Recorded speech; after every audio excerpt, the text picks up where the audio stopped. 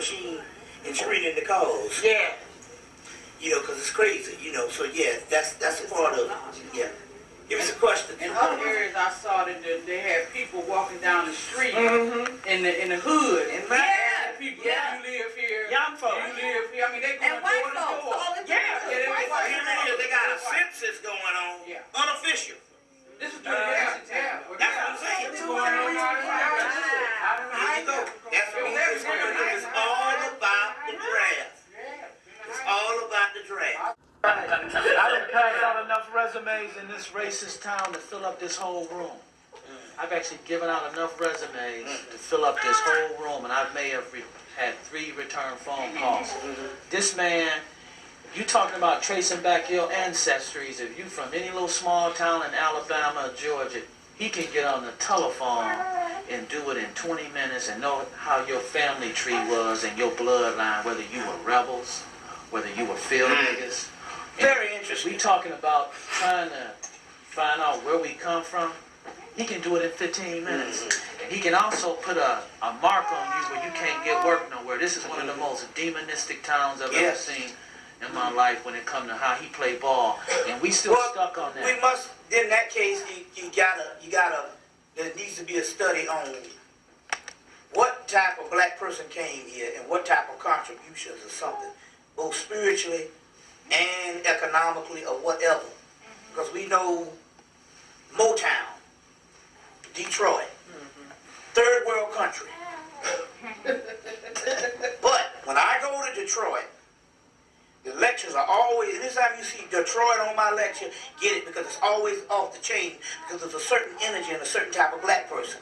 And this was explained on Motown, the Funk Brothers, Elijah Muhammad started out there. Even the Master Farad, when he went to get these people, he went to Detroit. You see what I'm saying? As well as even Henry Ford, who said that the Jews was evil, the international Jew, based on the protocols of Zion. And a lot of stuff that went down, you know, on that thing. So my point here is what I'm trying to say is that they got these particular cities. You know what I'm saying? You got some cities where black people fare all right. You know what I'm saying? One of those cities is Atlanta. But see, they did it a certain way in Atlanta.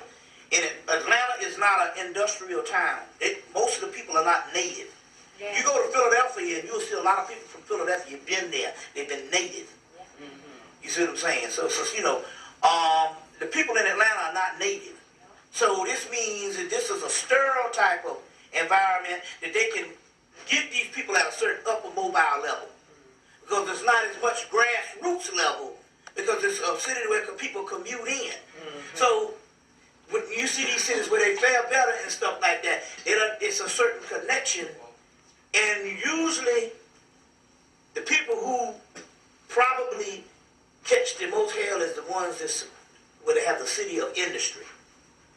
Obviously, this was some type of industry town at one time. Yes, greatest location in the nation at one time. Right. So some type of thing like that. No, you go to Pittsburgh, the black people suffer real hard because they had the steel mills there. You know, like you had the car industry in Detroit. So it's got something to do with industry. And I think there's got to be some type of research done to find out and track just exactly the contributions that black people did. You know what I'm saying? Because it's got to be something bad when they've been talking about Cleveland being this hellhole. This was a joke in the 70s amongst white folks. You know, Johnny Carson used to talk about, well, send them to Cleveland or something. Cleveland came up in the Boys from Brazil movies also. Boys from Brazil, which is the whole cloning thing of the Hitler thing. I got a copy of it and stuff, which is hard to get now. It might be on DVD now. Richard Pryor. And Richard Pryor used to say, you know, exercise them to Cleveland or something. But that was the going lingo. And my mama used to say, my God, every time I look up, it's Cleveland. You see what I'm saying? What is it? So you know, which means I always wanted to come here because of that. But it was popular. But Cleveland was popular on the mass media as being a hellhole. You see what I'm saying? The Wicked Witch from the West is from here. The Wizard of Oz. Trust me.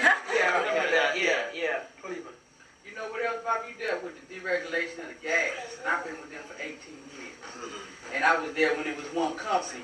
And what you said really turned on the light, because when they deregulated in 95, and they sold out, the regular gas company here, what they did is they deregulated it, so they timed the money times how many other companies they got started. Yeah. And most of these companies came from, the name of the company here is Dominion, East Ohio Gas. Oh, yeah.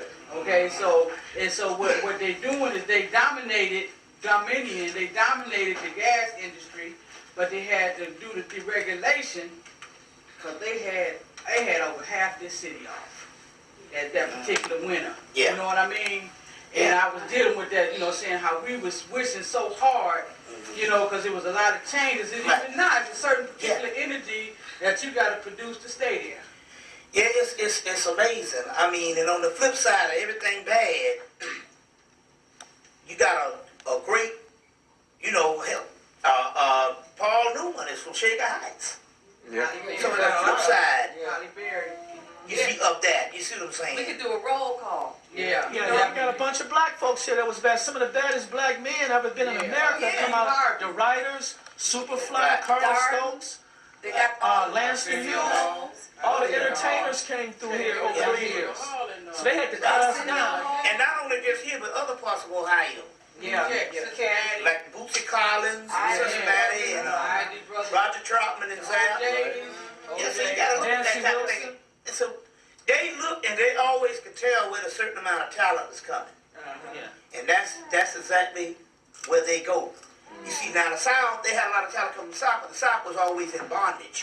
So the law, it was already set up under a level. But we're talking about places where you would say those lands where black people migrated out of the South to go to. You see what I'm saying? With industry. That's got a lot to do with something with industry or whatever the deal here is. You see what I'm saying?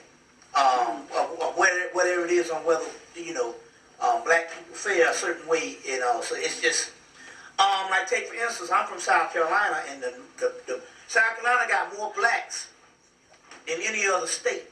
They got whole counties where the blacks outnumber the whites. So they just decided that no blacks will ever be able to rise to political prominence on a certain level in South Carolina and all like that and all.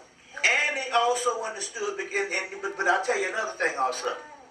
We also got to look at, because this is a good thing based on the South Carolina situation, that we also have to research what kind of African migrated to this.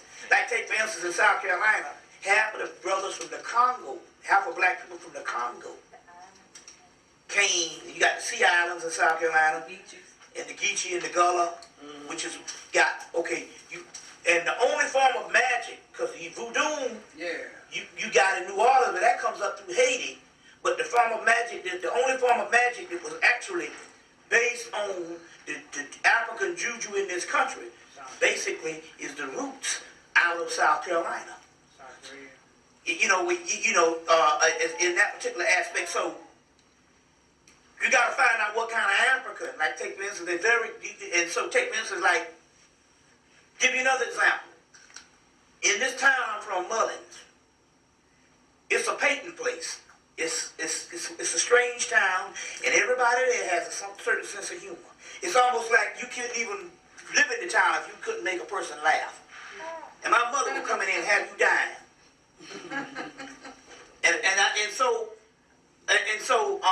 Now let me give you an example to go even further. We did some research and found out that area of South Carolina, and especially that Mullins and all of that particular part, was a leftover part of Atlantis.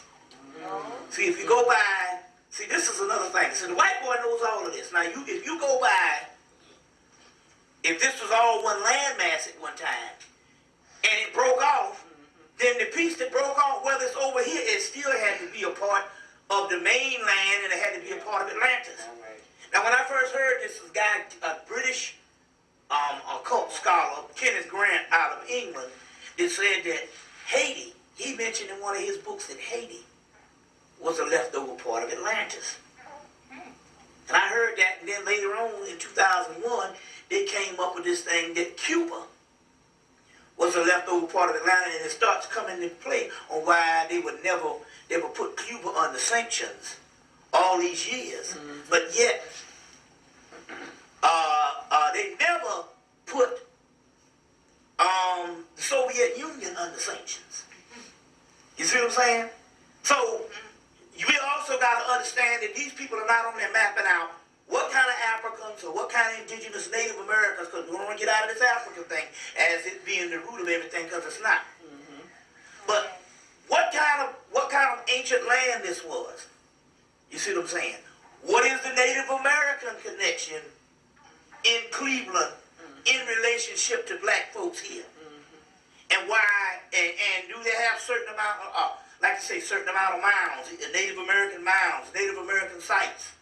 You see what I'm saying? And what is all that, and why they have to shut down a certain amount of people? So it's certain factors that they do, and it goes beyond just not getting a nigga a job or something like that. It's something that's mystical on that level. It's something that's mystical on that particular level, and they can tell based on what's mystical in this realm or in this area, and based on what talent comes out of this area.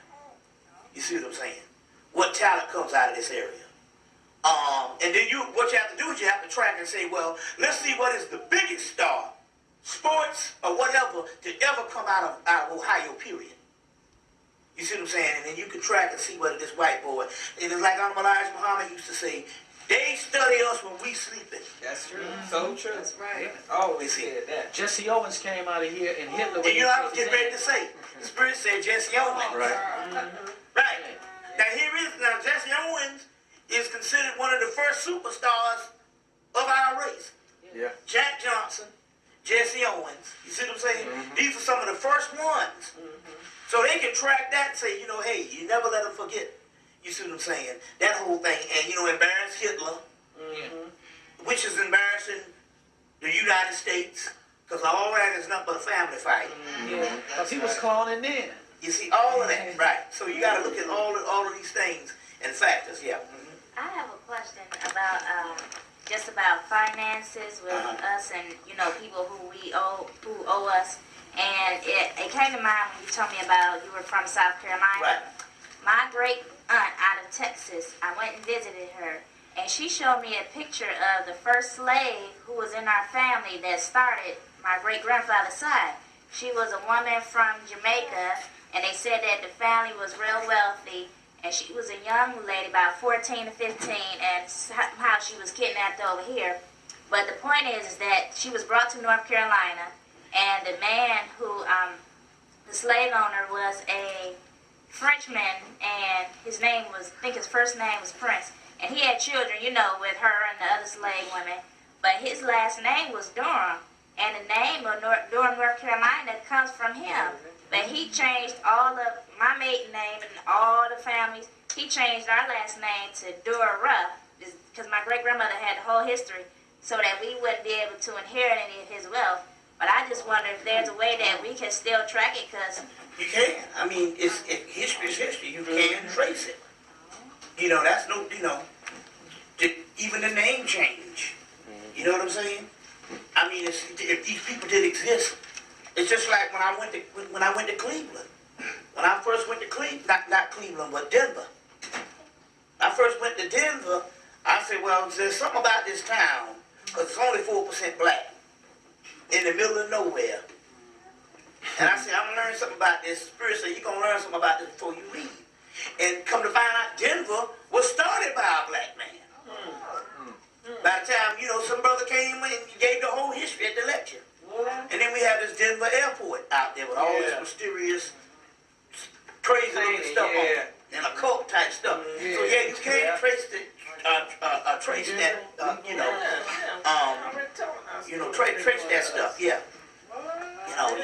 Right in their face. So that would be something to look into. What do you got with the airport? The airport has all this occult symbology. And they have a whole book on it. So you should probably be able to go on the internet and pull off half the symbols in the airport and stuff.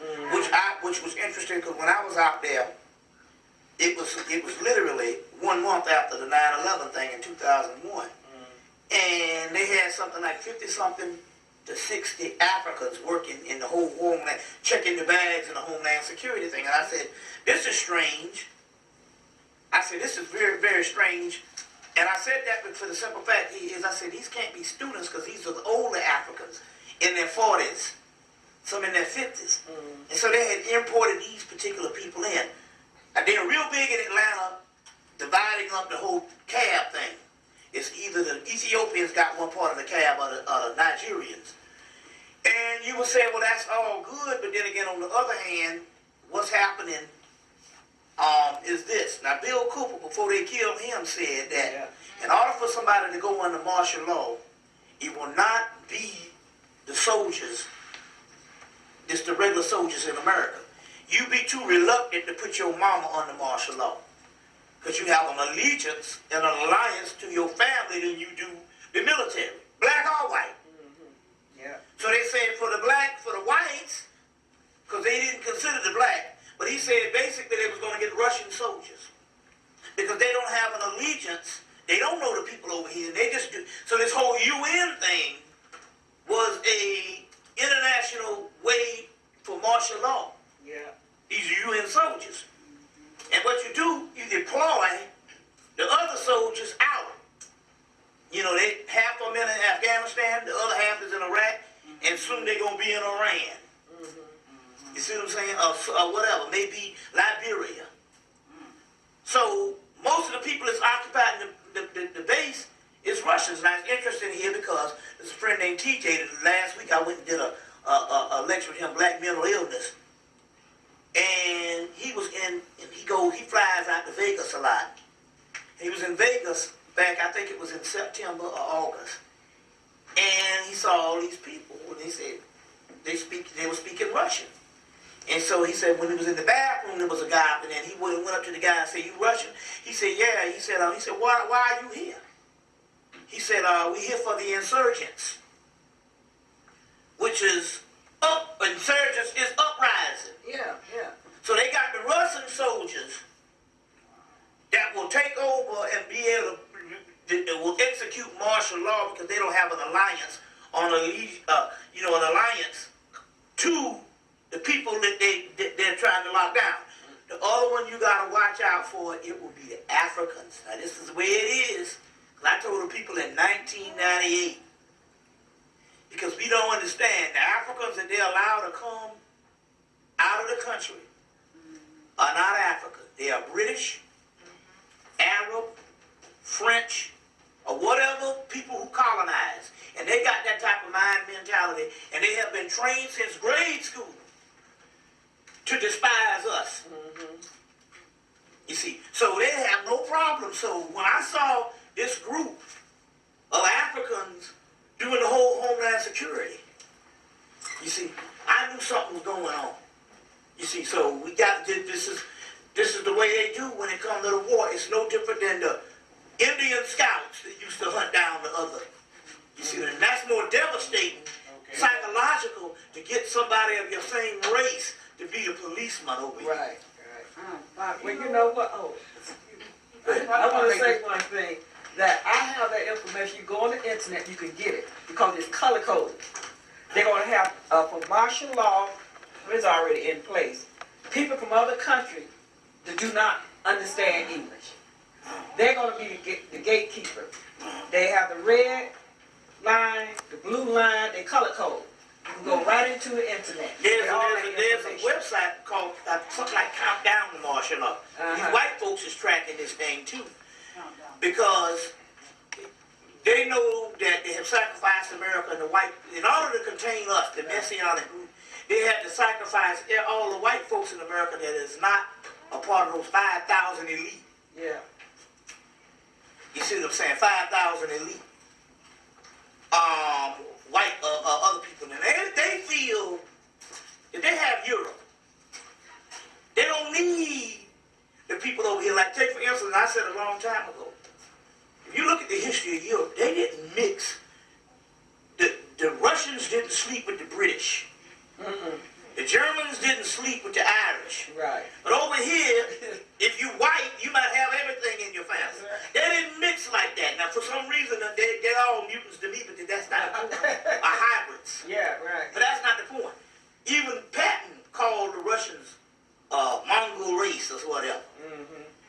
so my point here is, they call this a cesspool over here anyway. So they say that they can sacrifice these crackers over here, that's spoiled by the fatted calf, just to get the messianic line of the black man in the United States and the black woman. Right. You see what I'm saying? Yeah. I just wanted to tell you that, you know, I've been doing on my job. I noticed I had this house. It was a double, up and down. They had bunks. Like a daycare, and they had 17 people in there that couldn't speak English. And I'm trying to tell them about what's happening with what I'm about to do.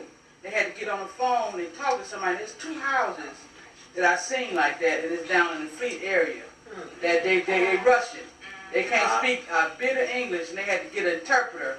And the guy on the phone said, well, I'm the interpreter. You know, tell me whatever you need to be done. And the same guy on that same line with the other house was on the same line. They interpreter. Yeah, so they're here.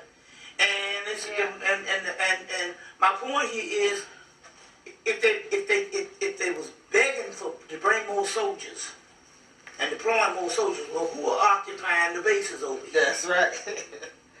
It's the UN soldiers, mainly the Russians. You see, so it's you know, some interesting stuff, you know. Give me some questions.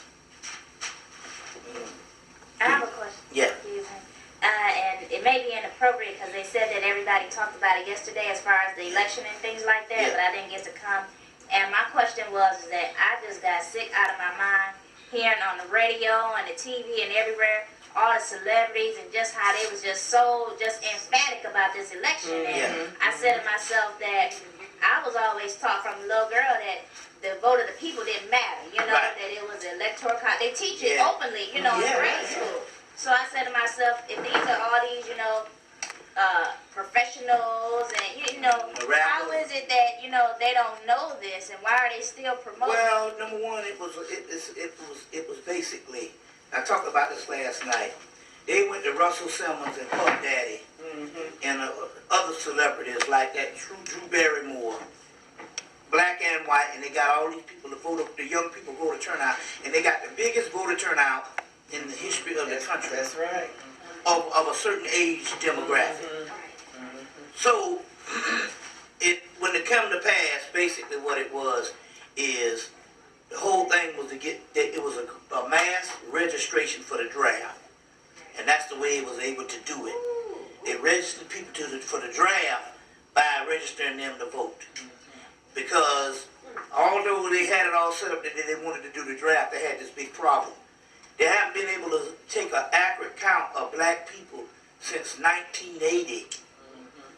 And so the 1990 census was a failure. And the 2000 was a disaster. So especially when it came from black men from 18 to 45, they just don't know where they are.